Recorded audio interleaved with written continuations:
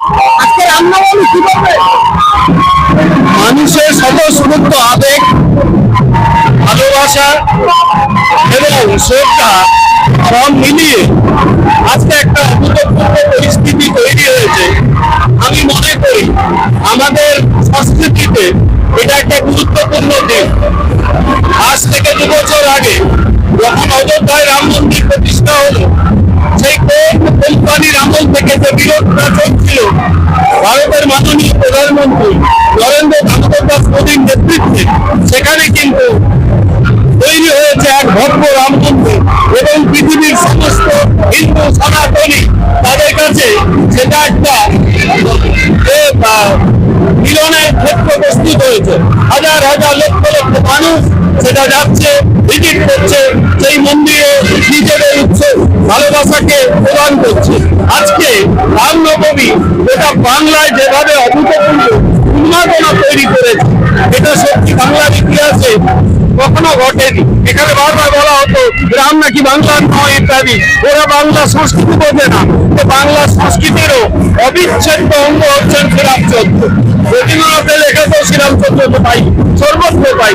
আজকে মানুষের আবেগ কিন্তু পথে নেমে এসেছে। গোটা বাংলা জুড়ে লক্ষ লক্ষ কোটি কোটি হিন্দু তারা কিন্তু পথে নেমেছে আজকে।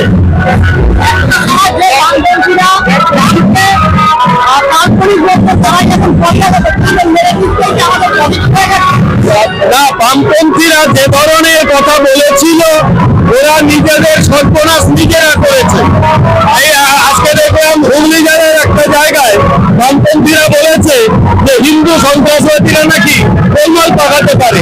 এই কারণে বামপন্থীরা এ রাজ্যে শূন্য হয়েছে, আগামী দিনে মাইনাস হয়ে যাবে। কেরালা বাকি আছে, কেরালা গেলে এই ভারত থেকে বামপন্থী উচ্ছেদ হয়ে যাবে। ওরা এখন এই যে আবেগ, এই আবেগকে ওরা বুঝে উঠতে পারছে না। এমন একটা সময় আসবে ওদের কথা কেউ শুনবে না, কেউ শুনছেও না, এখন কেউ শোনেও না। আগামী দিনে বামপন্থীদের একটা উচ্ছিষ্ট মতো বাইরে চলে যাবে। আজকে রাস্তার যানবাহনের গতি কমে যাবে, আজকে রাস্তায় আওয়াজের ডেসিবেল বেড়ে যাবে। আজকে সন্ধ্যের পরে আমরা দেখবো ভারতবর্ষ আরো বেশি আলোক জলমল, কারণ আজকে রামনবমী। আমরা দেখেছি যেভাবে রামনবমীতে সনাতনীরা কি বলবেন? এটা স্বাভাবিক। আমার বাবা কালো হতে পারে, কিন্তু আমি কি করে ভুলে যেতে পারি যে আমার পিতৃপুরুষ শ্রী রামচন্দ্র? আমি কি করে আমার ঐতিহ্য অনেকটাই সমৃদ্ধ, এবং আমি আমার ঐতিহ্যকে আয়ামে জ্বালিয়ে অর্থাৎ অন্ধকারের যুগ বলবো না।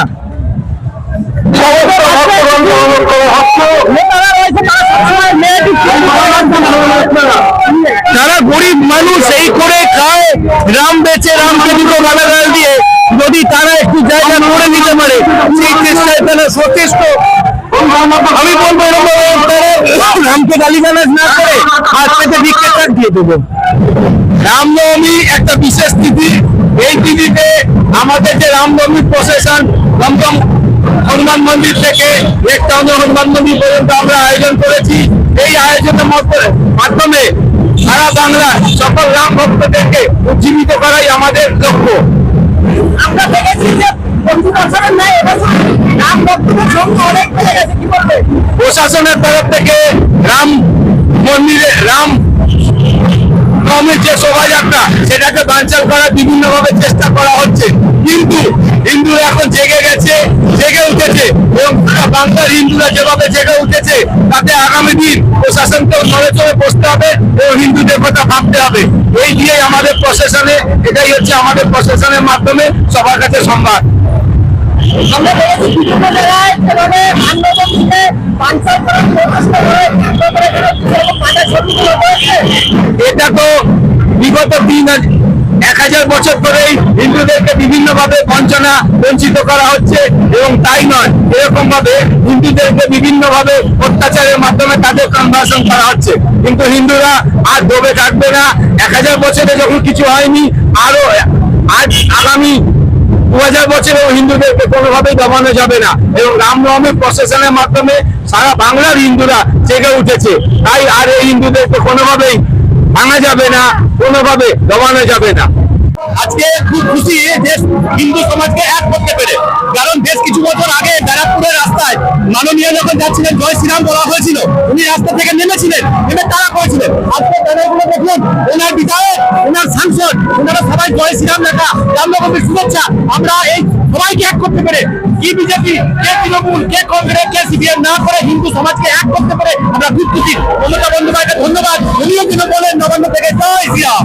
দেখুন, এরা স্বতঃস্ফূর্ত ভাবে যে হিন্দুত্ববাদ জাগছে মানুষের মনে, তারপর আচরণ হিন্দুত্ববাদ যে জাগাচ্ছে তার কান্ডারি হলো মাননীয় আমাদের মুখ্যমন্ত্রী মমতা ব্যানার্জি। জানেন, কারণ উনি যে সুন্দরভাবে ধর্মীয় মেরুকরণ করে দিয়েছে, উনি ওই রমজানে গিয়ে ঈদের নামাজের পরে উনি বলছেন প্রত্যেকে সনাতন ধর্ম মানি না, এগুলো বলে হিন্দুদের মনে আরো সুন্দর করে দাগ কেটে দিচ্ছে যে হিন্দুদের এক হতে হবে, সময় এসেছে। আর আজকে রামলালার নামে আমরা আমাদের হিন্দুরা এই রাস্তায় নেবে দেখুন, পশ্চিমবঙ্গের হিন্দুরা এক হচ্ছে, একসাথে একসাথে জয় শ্রীরাম বলতে। পজিটিভ হয়ে গেল। একদম তাই, পরিণত হয়ে গেছে। আজকে যে হিন্দুত্ববাদের ঝড় দেখছেন, এটা কিন্তু একমাত্র কৃষ্ণ মমতা ব্যানার্জির, কারণ উনি এই হিন্দুত্ববাদটা জাগিয়ে তুলছে মানুষের মনে মুসলিম পোষণ করে। ধন্যবাদ। একটা সময় রাম নাম শুনলে যে পালাতো, গালাগালি বলতো, তাদের দলের নেতা কর্মীরা রাখতে আপনাদের শুভেচ্ছা জানিয়ে ব্যানার লাগিয়েছে, কি বলবেন? এটাই হচ্ছে হিন্দুত্বের সার্থকতা। আমরা যারা সনাতন ধর্মে, রাম আমাদের শক্তি, রাম আমাদের ভক্তি, শ্রীরাম আমাদের পুরুষোত্তম ভগবান। সেই শ্রীরামের নামে যে ভূতপ্রেত একসময় পালিয়ে যেত, আজকে পশ্চিম বাংলা থেকে সেই ভূতপ্রেতগুলোকে আমরা জেলের গড়াতে দেখতে চাই। আজকে পশ্চিম বাংলাকে ধ্বংস করেছে সেই ভূতপ্রেতগুলো, যারা পশ্চিম বাংলার আম জনতাকে, তাদের ভবিষ্যৎকে ধ্বংস করেছে, তাদের আমরা শেষ দেখতে চাই। আজকে জয় শ্রীরামের নামে বাংলার প্রতিটি মানুষ শপথ দিক যে আমরা রাজ্য প্রতিষ্ঠা করবো, এই বাংলার বুকে রাম রাজ্য প্রতিষ্ঠা করবো, তবেই আমাদের শান্তি, তবেই আমাদের স্বস্তি। আমরা চাই সবাই মিলে বলো জয় শ্রীরাম। দাদা, আগের বছরের তুলনায় এবছর সনাতনীদের ঢল নেমেছে রামনবমীতে, কি বলবেন? এটা প্রত্যেক বছর যেহেতু আমরা এই রামনবমীতে আমরা জিনিস করে বেরোই, যে প্রশ্নটা আপনি করলেন যে হিন্দুরা যে দেখছেন, হিন্দুরা প্রত্যেকটা হিন্দু জেগে উঠেছে। আর আমরা এই প্রশাসনের এগেনস্টে আমাদের হিন্দু ভাইরা সবাই আমরা একসঙ্গে লড়বো, এই দুনিয়াটাকে রামময় করে ফেলবো।